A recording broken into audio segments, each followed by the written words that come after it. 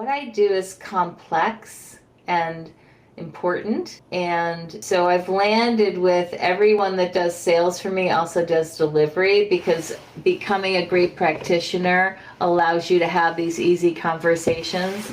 But I can easily have conversations about selling and what we sell and convert people. I'm good at it, but it has not been easy for me. Welcome to Career Coaching Secrets, the podcast where we talk with successful career coaches on how they built their success and the hard lessons they learned along the way. My name is Davis Nguyen, and I'm the founder of Purple Circle, where we help career coaches scale their business to $100,000 years, $100,000 months, and even $100,000 weeks. Before Purple Circle, I've grown several 7- and 8-figure career coaching businesses myself, and have been a consultant at 2 career coaching businesses that are doing over $100 million each. Whether you're an established coach or building your practice for the first time, you'll discover the secrets to elevating your coaching business.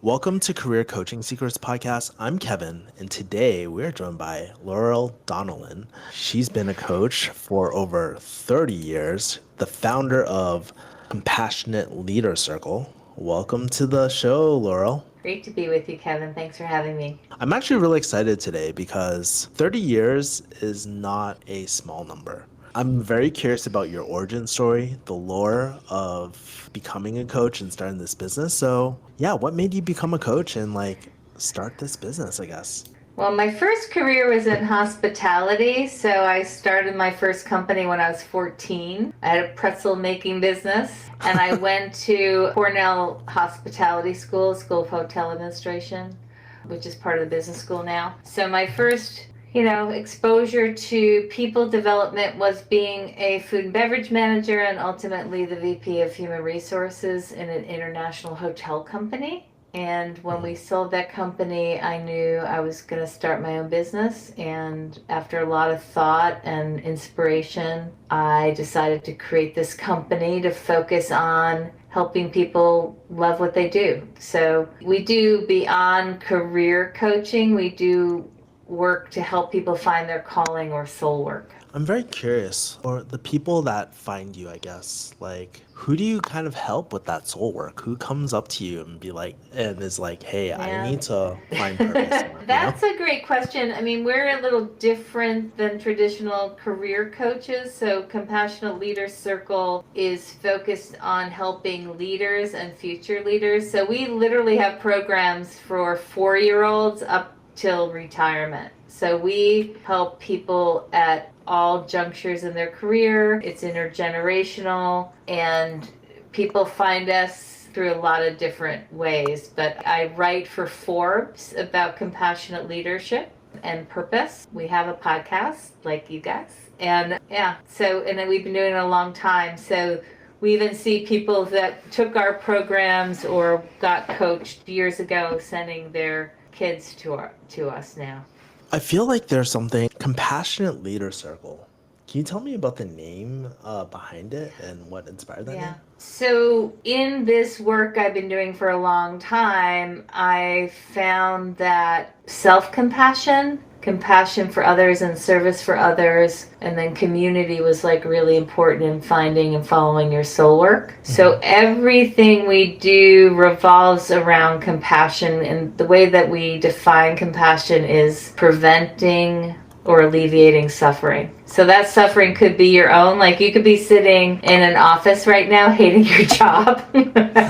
We aim to help you go from that, we call that unremarkable work. We move from unremarkable work to remarkable work. That can be self-compassionate, but it can also lead you to being of service to others, service to your family, and providing compassion for other people. We also do leadership programs. So have programs around purpose and career development. We have programs around being the best leader you can be. And we have K through 12 programs. So we vacillate between self-development, career development, and leadership development.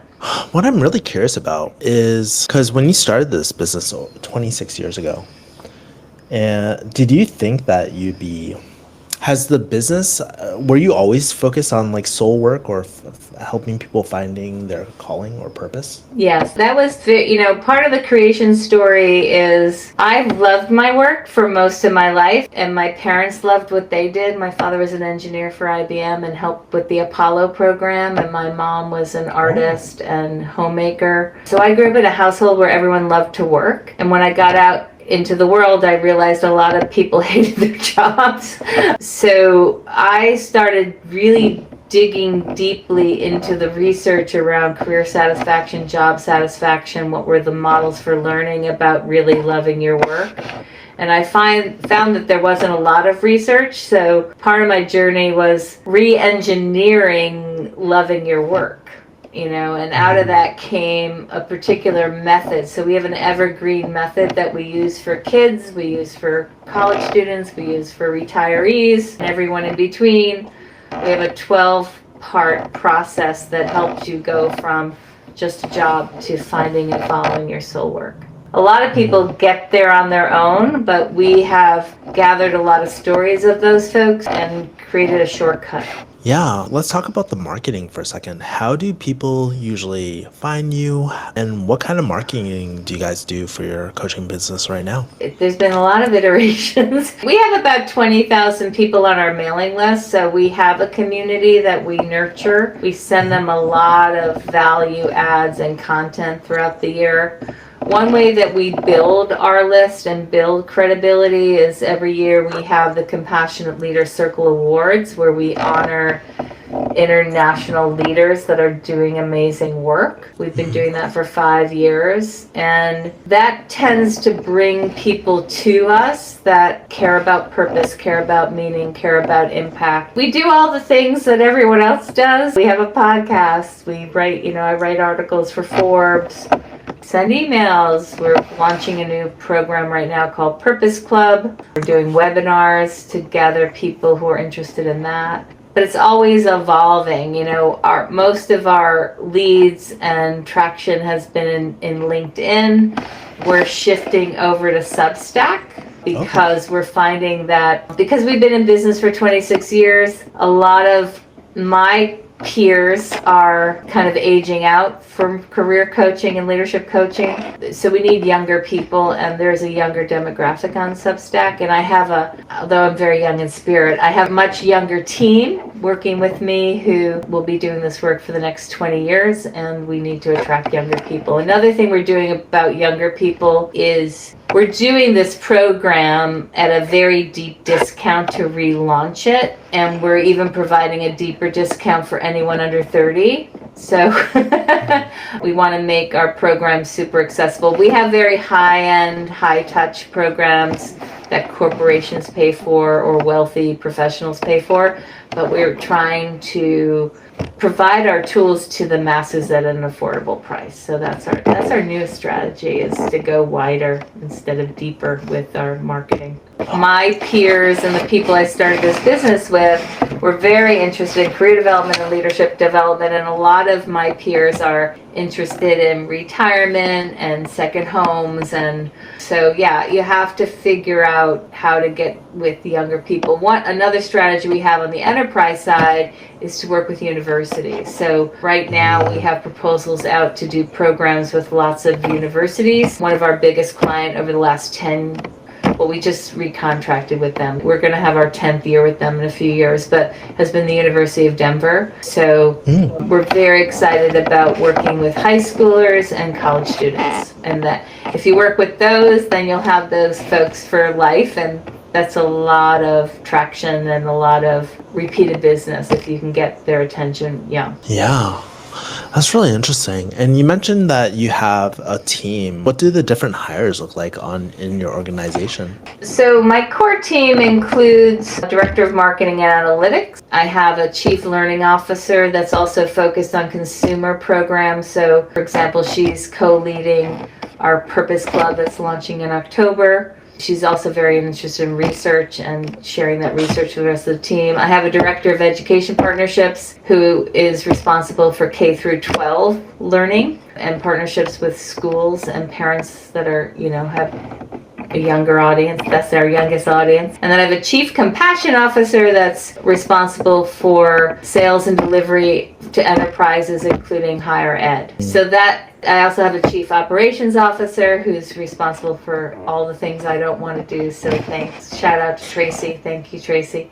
Then I have a whole group of people who are freelancers who have other businesses but are excellent at facilitation and coaching. And I'm just training a new group of those folks. So they're all freelance people.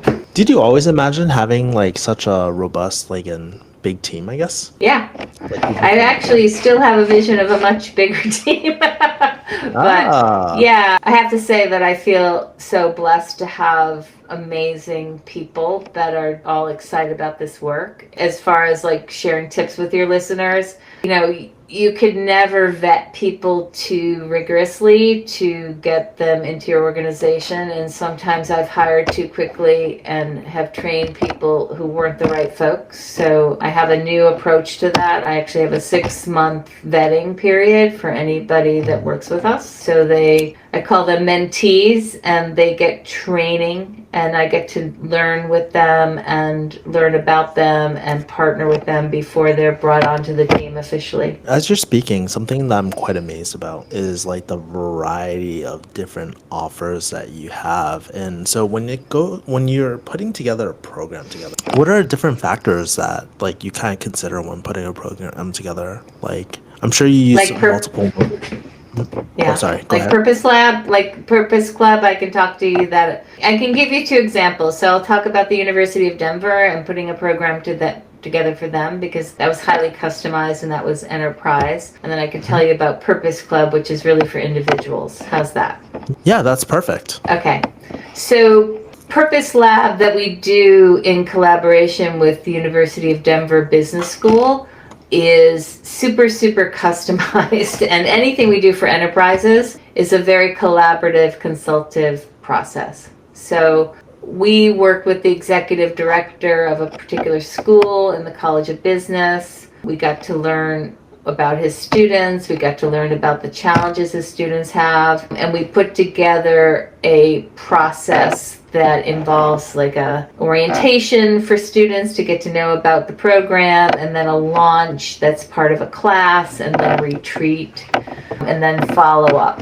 And so it's very collaborative, it's very customized, and we do pre and post assessments of the students for every time we do this, which is annually, and then we iterate every year. And so we've done this program through COVID. Now students are dealing with AI. Like, the world is changing so fast, so we find whether it's a workplace or university, we have to iterate and customize. The great thing about students, even more so than adults, is they will tell you exactly what they like and exactly what they don't like, and give you very straightforward critical feedback so that you can make your programs better. And I appreciate that. It's not always easy to take when you put your heart and soul into something and then you're like, oh, that I thought that landed one way and it doesn't land. But so that's really our secret sauce with enterprises, is collaboration, criticism, redesign. And I think that's why we've been successful there in working with those folks. We've worked with them 7 years and we just recontracted for another 3. So we feel very fortunate to work with them. Thank you. The consumer side, if I kind of go back to my origin story, I had this idea to help people find and follow their soul work, but really executing that took a lot of time to figure out how to do it well. I thought I'd be able to create a model and a curriculum in 2 years. It took me 6 years, including graduate school, to develop that foundational curriculum. And it was originally taught live, and then it went to online, and it's been hybrid, it's been retreats, it's been so many things, but it's the same process. My clients have taught me how to do this well, because we do pre and post assessments and get their feedback. And we're very excited about relaunching this program to a bigger audience this fall, because there's just a lot of people. It's a very difficult time in the world, There's political changes, there are economic changes, there's AI changes. People are afraid about their job being taken by AI. So we're really excited about Purpose Club, because Purpose Club is about you going through a process, but in community, and having support from professional coaches, including myself and my Chief Learning Officer, Sarah Feely, and support from each other. One thing I really enjoy as you're speaking about this process is the level of thoughtfulness and the number of iterations that you've done for all your programs and products and all that. A really interesting lens that this is really a long-term game, and probably one of the reasons why you've been in business for the last 26 years is because of these iterations and this long-term focus of making your products better in the long term too. It's really interesting. I think it's unusual. I will say this, Kevin. I think some entrepreneurs are meant to do lots of different things, and they're serially entrepreneurs, and they pivot to new products and services. And others of us are just really called to doing the same thing well for a long time. And this is my thing, I think. And you fall into the latter. Yeah, I fall into the latter for sure. I'm fascinated with this stuff. And I want to do it better, and my legacy is really to provide something useful for future generations. I don't have kids, but I have 7 nieces and nephews. They range in age from 15 up to 33. And I wanted to create something that would be useful to them and their peers going forward. Ooh, I'm going to touch upon your future goals and stuff in a bit. Something that you said earlier that's still stuck in my mind is that you said a lot of your products and services are kind of on the high end. And if you're open to it, I'd love to talk about pricing strategy, because this is where a lot of coaches really struggle a lot. Of course, you don't need to give any hard numbers or anything like that. But when you think about pricing, what's your approach about pricing? What are the factors that go into pricing one of your programs, I guess? I was just talking to a colleague. I have other people selling and creating customized programs in my organization. And in the end, you have to, as a salesperson, it's my main job, really. I do all these other stuff, but if I don't sell, I don't get to do my work, right? I have to feel really confident about the value that I bring, right? So when I started coaching 30 years ago, I gave away a lot of coaching. I just did it for free because it was fun. And I had a day job that paid me well, so I could do that. And then I started at $80 an hour. And then our consumer rate is $7.50 an hour for our programs. You get a lot of value hourly interactions. And our enterprise rate is higher than that. It's been an iteration. It didn't just happen. It didn't happen by looking at ChatGPT and saying, what is my competitive set? It's tell me what prices I should charge. It's understanding the marketplace and understanding the value. I mean, right now, we're offering our program at $4.99. The value of the program is really $14.99. But we're doing that because we want to be more accessible. And we can afford to do that, right? So some of these pricing calls are not formulaic. They're from your gut. 25 million people have been laid off in this country this year. How can we help them? Maybe we should slash our prices for this round. So you need to understand the market. You need to understand what other people are charging. But more importantly, you need to be able to say the number confidently to your clients that you're selling to. So when someone asks you as a coach, how much do you charge? I don't go into the per hour thing. I say, okay, for an 8-week program that's been proven, that's reliable, you do emails and phone calls in between, it's $6,000. Then you do it with Laurel, it might be more than that. But I would just tell the coaches that are listening, know your numbers and know when you can negotiate and know when you're not negotiate. And it's okay to have a price strategy this month. The great thing about websites is you can change your price, right? You can have a price strategy this week for the calls you're going to make. You could shift it to next week. So I also we really believe this. We whether you have a budget or not, we want to be able to help you. So if, on my website, I have a lot of free stuff that people can use themselves. I told this story the other day. Years and years ago, someone I was working with was homeless, and I gave her a very high touch executive level program. She came back to me 10 years later and paid me for it. I gave it to her for free. I wasn't expecting her to pay me, but she became very successful and she wanted to pay me, Yeah, so. that's beautiful. It's really interesting because when I think about the deeper work of like purpose and kind of your programs, it's not like a sales program where there's it's the ROI is a little bit clearer, right? And that's the beauty of like how you've been able to price things. And then the positioning, like the first example you had, it was like, oh yeah, I charge this amount per hour. But the second example that you gave of like packaging it into a program and the positioning of that program, beautifully done, by the way. Which leads me to ask you, like, obviously you weren't born out of the womb, like with these sales beliefs and stuff. I'm kind of curious your relationship with kind of With like sell. money and selling, yeah, over time. I've been a reluctant salesperson and I've become very good at it, but I'm actually doing a sales training right now for my team. And the first session, we talked about your relationship to this word selling and sales, right? So it's been a very slow iteration for me. Like I used to think that I could hire someone else to do the sales. I used to think I could partner with someone else could do business development. But what I do is complex and important. And so I've landed with everyone that does sales for me also does delivery, because becoming a great practitioner allows you to have these easy conversations. But I can easily have conversations about selling and what we sell and convert people. I'm good at it, but it has not been easy for me. I mean, my ability to coach and teach is very innate, and it's been in me my whole life. I think I was born this way, to be a coach and teacher, but not to be a salesperson. The good news is you can learn anything that you have to learn or you put your mind to learning. Yeah, that's really interesting. And I'm glad that you shared that too, because a lot of people, even myself, like I've had that relation sales has had to change. And even for me, like I still to this day, it's kind of crazy. I was head of sales for a lot of like pretty big like YouTubers and stuff like that.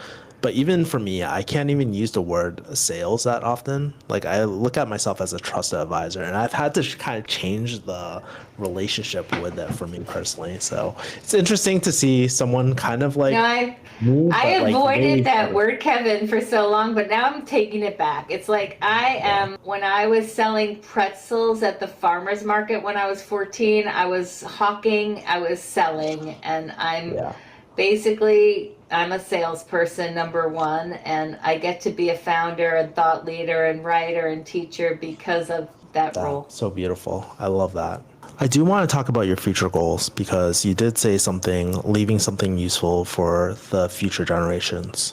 So I'm curious, where do you want this coaching business to take you in the next few years, the next decade? It doesn't sound like you're planning to sell or anything like that, but like I'd love to Well, hear your secret yeah, ambitions I and mean, all. I have a very clear plan for the next 4.5 years. I want to work with my team and translate all the knowledge that's in my body, mind, and soul to them. I thought I could do it in a couple of years, but I realized that what we do is so complex, and the wisdom and the knowledge that I have is so deep and complex, and all the Yeah. mistakes I've made is so deep and complex. So I've committed to them that I will work as the CEO if needed until 70. So I have 4.5 years. I'd like to become a content creator, and I'd like to be part of the company in a creative way, but not have to run the nuts and bolts. And maybe let go of selling, but not entirely. Like I had a boss who said everyone in the company needs to be a recruiter. So you need to be on your eye, look out for good talent. He used to recruit people in the airplane, and he'd come home and say, oh, I found a new X, Y, and Z in the plane today. And then everyone needs to sell. Everyone needs to build the credibility of the brand, needs to understand that they should be an antenna for potential clients, all that. So even as a chairwoman slash creator, I imagine I'll be involved in selling, but not so much in the day-to-day. I love writing, I love doing podcasts, I love creating content. And if I could just do that and not worry about selling, I would, but that doesn't build a business. I'm kind of curious about this content creation arc. Yeah. What do you have in mind in terms of it? Because when I hear content creator, I think about like, oh, YouTube or Instagram or all these other social media things. But what do you have? Yeah, I mean, we are on Instagram. I reluctantly joined that wave late to the party, so we have a great Instagram account, Lovable Work. Check it out. And my team and I post there. I write for Forbes. I will continue to be I cover compassionate leadership. I'll continue to do that probably until the day I die. I have a podcast. We've kind of put recording podcasts on hold for a while because we're revamping that, and I think we're going to move the podcast to Substack. So I think that's going to look like weekly Thursday at noon podcasts with me, my team, and guests. So that will probably happen in November. I've written several books, and my chief learning officer, Sarah Feely, loves writing. So she and I are going to publish early next year a Lead with Love guide, so how to be a compassionate leader. We have the draft of that. I wrote a book years ago called Born to Do, the practical guide for loving your work. And we're going to take another crack at that and update it and create a new edition. And who knows, I'm actually working, believe it or not, as a side hustle, I'm working on a musical. I'm writing a musical with a colleague. What? So more to be revealed there. So there's lots of content coming your way. I'm kind of also curious, like, in this season of business for you, and you've had a lot of seasons, I guess, what are some challenges and bottlenecks that you're kind of noticing in this season that most people wouldn't be able to see from the outside looking in? Yeah. Well, I think last year we had our best year ever, and this year we're struggling with closing business. We have a lot of proposals out for enterprise business, and because the shifts in education and the economy, the world economy, people are spending money, but they're slower to sign, right? So the shift with enterprises it's been a blessing because we're kind of moving back to consumers, and that's where we started. So it doesn't feel like, it's probably felt like a challenge all summer, and now it just feels like a blessing. So if you can take your challenges and turn them into pivots, you'll be around for 26 years too. I love that mindset, that instant mindset shift. I love it. Laurel, I'd love to play a game with you because you have a lot of experience in this business. It's about Great. business investments. I'm going to ask you 4 questions. We can shotgun it, but there's 4 questions. This is called first, last, best, worst. Okay. Great. First business investment. What comes to mind? My pretzel business. I had this idea. I was in upstate New York, and although my family spent a lot of time in New York City with soft pretzels on the street, there was not any soft pretzels in upstate New York at the time. So I think my mother did most of the investing. She bought the flour and the yeast, and she gave me her tiny little kitchen to work in. So I would say it was an angel investment from my mother that got that business started. But I did end up, after paying for all my expenses for the first time in my life, like for my clothes and my food and my treats and my movies, I ended up with $70 cash profit at the end of the summer, which I thought was amazing. And that was in 1974. So that was a lot of money then for a kid. And then you gave half of it to the IRS because it came after you for that taxes. I think we did it all under the table. It was totally, I did not file taxes that year. I love it. You sold your mom on that vision too. That's awesome. Let's see. That's your first investment. Last investment that you made. I don't invest in other companies. I just invest in my own. So this year I've been investing a lot of time and money in my team and developing my team. And in the past, for example, I would be going to conferences and I would be, traveling around, and I have sent other people, to develop their brand and to develop their relationships. So I used to invest in the stock market, and now all of my money is in my own business and invested in my own business and my own equity. And recently I met with a financial advisor who said that's the best place you could put your money. So I'm okay with that. Best investment. And it's okay if these overlap, by the way. Yeah, best investment has been 26 years being able to. I tell people there's a lot of downsides of being an entrepreneur, but for 26 years, I have not been in any meetings that I didn't want to be in.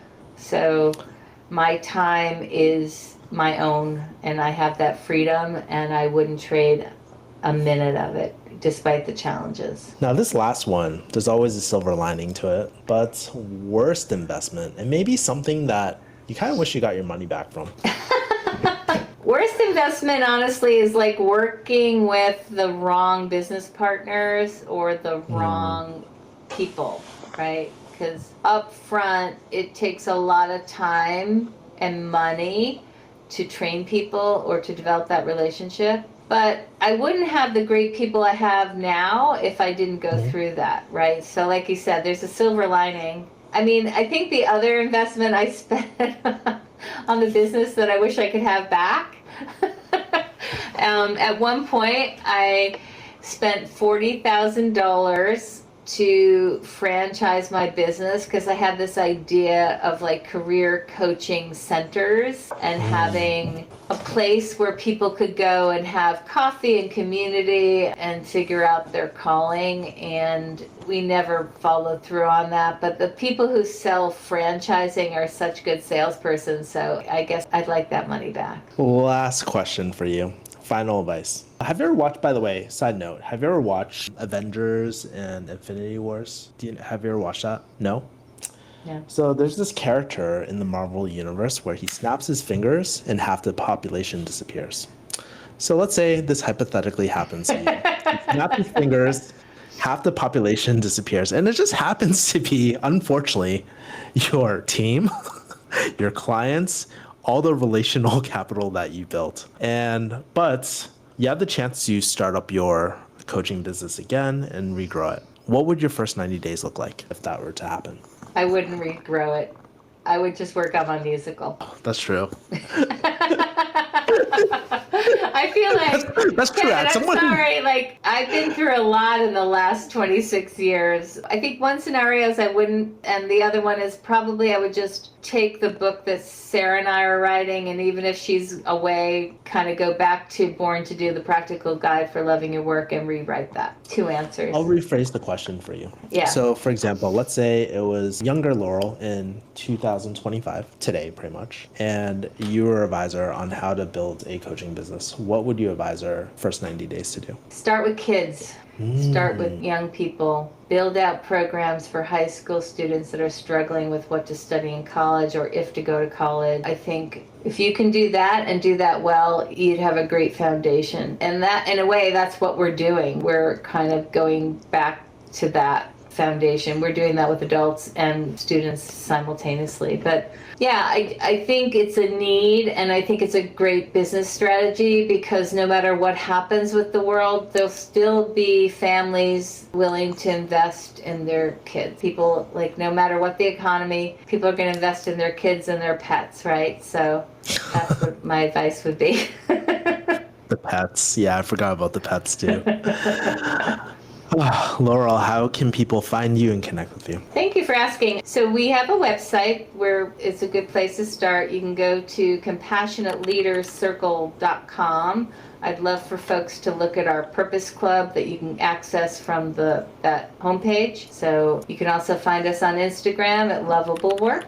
Love it. You know, Laurel, it's very interesting, this podcast, because we don't typically, sure, we have like coaches who have been in the industry for 30 years and stuff, but none to your degree. And it's really interesting and inspiring to see like what is possible in this industry. So I just want to thank you so much for all the wisdom that you've dropped, I'm sure it's going to help a lot of future coaches. And, you're talking about leaving something better for the next generation. I'm sure that there's a lot of young coaches listening to this that will be inspired by your story. So I just want to let you know that. Oh, and if you're interested in partnering with us young coaches, I'd love to have younger people on my team. So get in touch with me for that as well. Thank you, Kevin. It was a pleasure. It was a pleasure. Thank you. That's it for this episode of Career Coaching Secrets. If you enjoyed this conversation, you can subscribe on YouTube, Spotify, Apple Podcasts, or wherever you're listening to this episode to catch future episodes. This podcast was brought to you by Purple Circle, where we help career coaches scale their business to $100,000 years, $100,000 months, or even $100,000 weeks, all without burning out and making sure that you're making the impact and having the life that you want. To learn more about our community and how we can help you, visit joinpurplecircle.com.